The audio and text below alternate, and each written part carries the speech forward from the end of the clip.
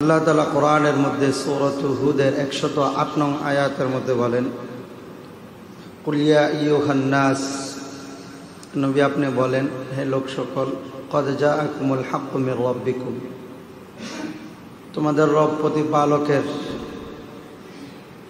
পক্ষ থেকে যে সত্যতা বা সততা এসেছে, এই সত্য কথাগুলা যারা মানবা ফামান ইহতাদা ফাইন্নামা ইয়াহতাদি লিনাফসি, সে হেদায়েত প্রাপ্ত হবে আর এই হেদায়েত প্রাপ্ত হওয়াটা তার নিজের জন্যই কাজে লাগবে। ওমান দাল্লা ফাইন্নামা ইয়াদিল্লু আলাইহা, আর যে পথভ্রষ্ট হবে, গুমরাহ হবে, সে তার নিজেরই ক্ষতি করল। ওয়ামা আনা আলাইকুম বিওয়াকিল, রসুল বলতেছেন, আমি তোমাদের কারো জন্য অভিভাবক হব না। যদি তোমরা আমার কাছে আনিত যে ধর্ম আছে, এই ধর্ম যদি তোমরা পালন না করো, তাহলে তোমাদের অভিভাবক আমি হব না। অথচ রসুল সাল্লাল্লাহু আলাইহি ওয়াসাল্লাম উম্মতে মুহাম্মাদিয়ার জন্য কেমন অভিভাবক। কোরআনের অপর একটি আয়াতের মধ্যে আল্লাহ তাআলা বলেন, ফালাআল্লাকা বাকিউন নাফসাকা আলা আথারিহিম ইল্লাম ইউমিনু বিহাদাল হাদিস আসাফা, যারা ঈমান আনে না, নবী তাদের জন্য আফসোস করতে করতে করতে করতে পরিস্থিতিটা এমন হয়ে যায়, মনে হয় কি নবীর জীবনটা একবারে শেষ করে দিবে, নষ্ট করে ফেলবে, জীবন শেষ করে ফেলবে আফসোস করতে করতে।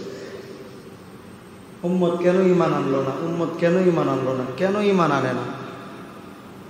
এই জন্য অসংখ্য এমন ঘটনা আছে। অমুসলিম মারা যাচ্ছে, রাসূল সাল্লাল্লাহু আলাইহি ওয়াসাল্লাম তার ঘরে গেছে, তাকে দাওয়াত দিচ্ছে। সে যখন মুসলমান হয়ে গেছে, নবী তার ঘর থেকে বের হওয়ার সময় আলহামদুলিল্লাহ বলতেছেন। সাথে থাকা সাহাবী নবীকে জিজ্ঞেস করেছেন, ইয়া রাসূলুল্লাহ, আপনি শুকরিয়া আদায় কেন করতেছেন? নবী বলতেছেন, আমার উপস্থিতিতে আল্লাহর একজন বান্দা, আমার একজন উম্মত, সে অমুসলিম হয়ে মারা যাচ্ছিল, এটার জন্য আমি আফসোস করছিলাম, আল্লাহর কাছে দোয়া করছিলাম, আল্লাহ তাআলা যেন তাকে ঈমানের দৌলত দান করেন। আমি তাকে দাওয়াত দিয়েছি, সে দাওয়াত গ্রহণ করেছে, এই জন্য আমি নবী খুশিতে শুকরিয়া তান বলেছি আলহামদুলিল্লাহ। রাসূলুল্লাহ সাল্লাল্লাহু আলাইহি ওয়াসাল্লাম চান না কোনো উম্মত জাহান্নামী হয়ে যাক। না নবী হায়াতে থাকতে চেয়েছেন, না কবরে থেকেও এখনো চাচ্ছেন, না হাশরের ময়দানে চাইবেন। এজন্য হাদিসের মধ্যে আসছে, রাসূল সাল্লাল্লাহু আলাইহি ওয়াসাল্লাম বলেন, আমি এবং তোমাদের মাঝে একটা দৃষ্টান্ত হলো এমন, মুষলধারে বৃষ্টির মতো। আসমান থেকে যখন মুষলধারে বৃষ্টি বর্ষিত হয়, এই মুষলধারে বৃষ্টিটা বর্ষিত হওয়ার পরে তিন ধরনের জমিন পাওয়া যায়। কয় ধরনের জমিন? তিন ধরনের।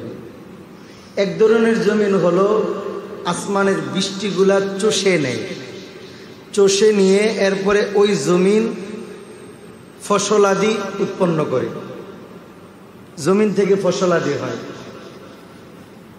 আরেক প্রকারের জমিন হলো পানিগুলা কিছু চুষে নিয়ে ফসলাদি উৎপন্ন হয়, আর কিছু পানি জমা রাখে, যেটা দিয়ে মানুষ এখান থেকে পানি নিয়ে উপকৃত হতে পারে। আরেক প্রকারের জমিন হলো পানি ঠিকই চুষে নিয়ে নেয়, কিন্তু ওই জমিনের মধ্যে কোনো ফসলাদি হয় না। নবী বলতেছেন, আমিও মানুষকে দাওয়াত দেই, ইসলামের কথা বলি, জান্নাতের কথা বলি, জাহান্নাম থেকে দূরে রাখার কথা বলি। আমার উম্মতের মাঝেও তিন শ্রেণীর মানুষ আছে। কিছু মানুষ আছে, তারা আমি নবীর দাওয়াত গ্রহণ করে নিজেরা উপকৃত হয় এবং অন্যকেও উপকৃত করে।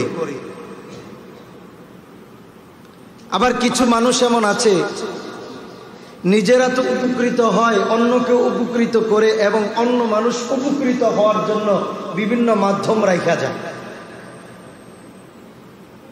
যেমন একজন আলেম নবীর ইলমে নববী তার সিনার মধ্যে ধারণ করেছে, সাথে সাথে এগুলা মানুষের মাঝে দাওয়াতের মাধ্যমে পৌঁছাই দিচ্ছে, তো নিজে উপকৃত হলো, মানুষও উপকৃত হচ্ছে, এবং পাশাপাশি একটা মাদ্রাসা মসজিদ করে গেল যেটা দিয়ে অন্য হাজার মানুষ উপকৃত হচ্ছে। কথা বুঝতেছেন?